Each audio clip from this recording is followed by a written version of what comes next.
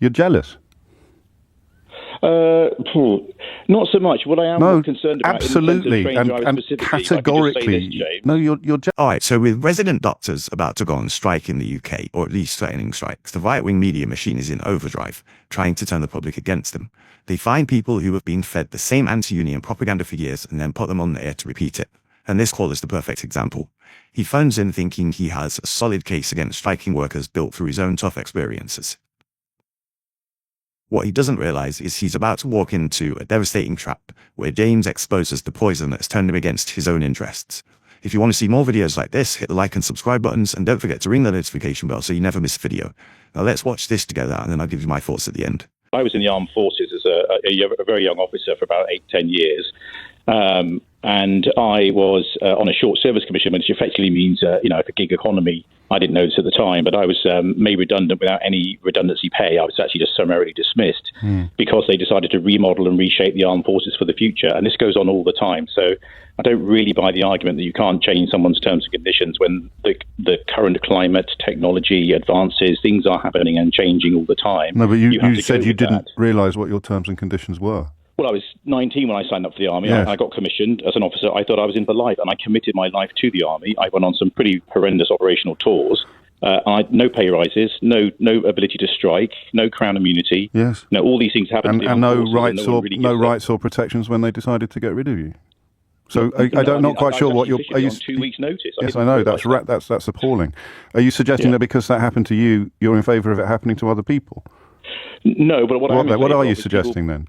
I'm suggesting that things do change, and you have to sit down there at the table and negotiate and compromise both sides. That's what they're doing. You didn't have that right, and Liz Truss is pledging to take that right away.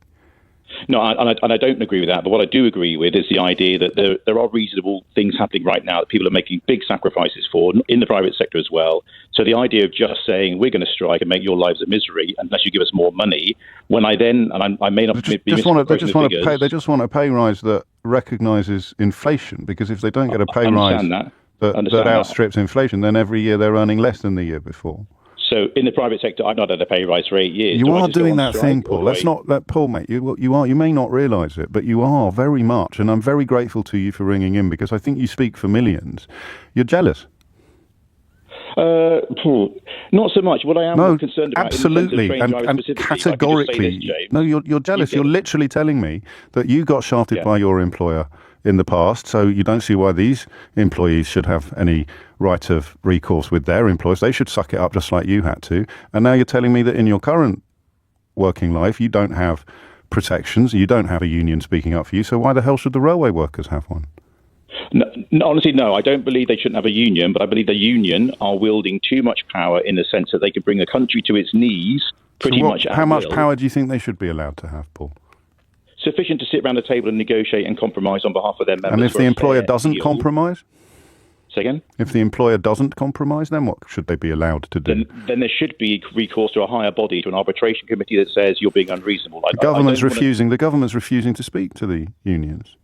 And they're at fault as well, and we shouldn't be voting for a government that don't sit around the table. Unfortunately, that's the government we've got, and that's the government that the unions have to deal with. So if they can't go on strike, what can they do to stop employers treating them like you were treated as a young man?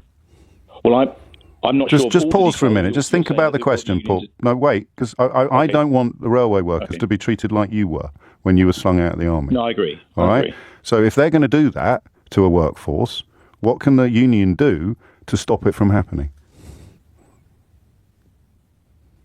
Well, I mean, the only recourse other than strike action would be some case of law that protects them, that forces the government to get around the table and negotiate. Liz Truss, I just played you a clip of Liz Truss promising to water down the law that currently protects workers. So in the world we live in, a trade union that wants to protect its members from being treated in the way you were treated as a young man, what weapon would you allow them to have?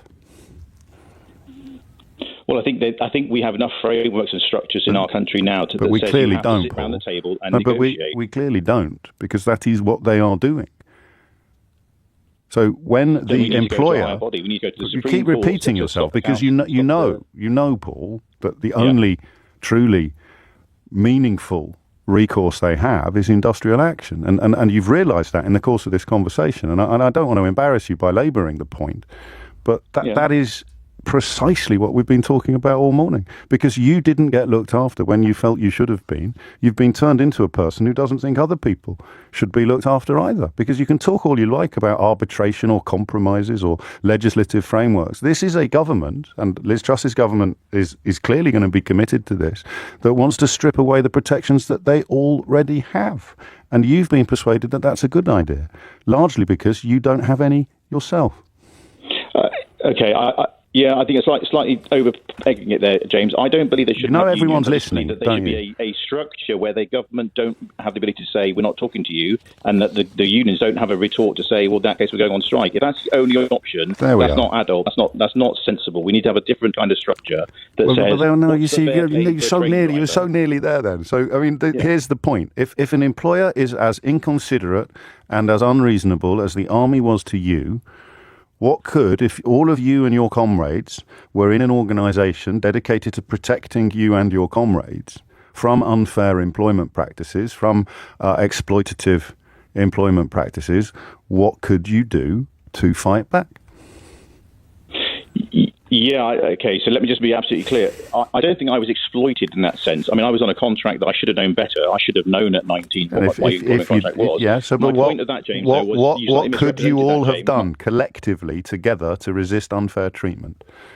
What would have been the most effective weapon in your arsenal? An unfair treatment from your employer directed at a small number of your comrades, but you're all going to join forces to resist it. What would be the most effective way of resisting it, Paul? Well, I don't agree with it, but it would have been to lay down our weapons and not do what we were signed up to do. It would be to completely, don't turn up to work. So so the only recourse to justice that you had is something that you don't agree with. I mean, the army is a special case, of course, but you wouldn't extend that to railway workers. If your father's on an operating table and all the surgeons go on strike, what do? Do you think, oh, that's fine, they need more money because they're working really hard, but my dad just died of a heart attack on an operating table? That's where I don't agree. If nurses can go on strike, we both know, don't we, that they're not going to go out on strike in the middle of an operation, Paul. So again, I don't want to embarrass you, but we're talking about railway workers today, and and I think still I'm not going to be able to quite crack the final nut here, but your opposition to industrial action is built upon envy, because you don't have recourse to those sorts of protections and rights. And here's the thing that perhaps I should have said a little earlier: I think you deserve them too. I'm not sure. Okay, I'm not sure that would work with the armed forces if they're not in the armed forces, Paul. They threw you out because you didn't understand your terms and conditions and you didn't have a union. I think you deserve them too. And the mystery of today's phone-in is why you don't think you deserve them. Well, but, you sign up to a job, you do the job as best as you can, things do change, and you have to adapt. And if that means you need less soldiers and less officers, then some have to go. You're not in the army anymore. No, but are you referring back to that situation? No, I'm not. I'm talking about you today. Today, right now, I think you deserve the protection and the dignity that a union can afford, and I'm very, very sorry that you don't have it. Okay. Can I make one very final point, because I did say two, and the last one is this, and I may have the exact figures wrong, but my understanding is a junior doctor does about 7 years' worth of training and comes out on about 40 grand a year as a junior doctor in a ward somewhere. Something like that. I'm led to believe, and you may tell me it's a lot less or a lot more, but I'm pretty sure it's about 40 grand. And as I understand it, an average train driver's on about 48 grand. They want more. We've already covered this. Number one, the train drivers aren't on strike today. And number two, that is an argument for paying doctors more, not for paying railway workers less, Paul. Why is it not the other way around? Why is it not that the doctors are getting enough and the train drivers are getting too much? How is that not a valid argument? Because the doctors don't have the union strength that the railway workers have, and just like you, I wish they did. Just like I wish you did. Do you see it now? Is £48,000 the right amount of money? You just made that number. You just backwards and drive a train. Oh, and now you're getting so now we're going down. Now we're going down the Rupert Murdoch route. I mean, what do you want me to do? Remind you of the recent rail disasters where people have died? Well, you pretend that it's a trivial job. Just accept the generous. No, James. No, I'm not just accept the generous and what you are. You're just saying pushing a lever all day long. That is a description of something trivial. All right, I've done my best. I've done my best, Paul. I wish that you had access to the sort of rights and protections that railway workers have. So let's be absolutely clear about what we just saw. That was a destruction from James. He cut right to the heart with the simple word jealous. It's the perfect diagnosis for the crab bucket mentality that the powerfully rich, the billionaires, the media barons use to keep regular people down. This caller's mindset isn't an accident. It's been carefully manufactured over decades. The same media outlets telling you to be angry at a junior doctor asking for fair pay are the ones that want you to forget that trade unions gave us the 5-day work week, sick pay, holiday pay, and protection from unfair dismissal.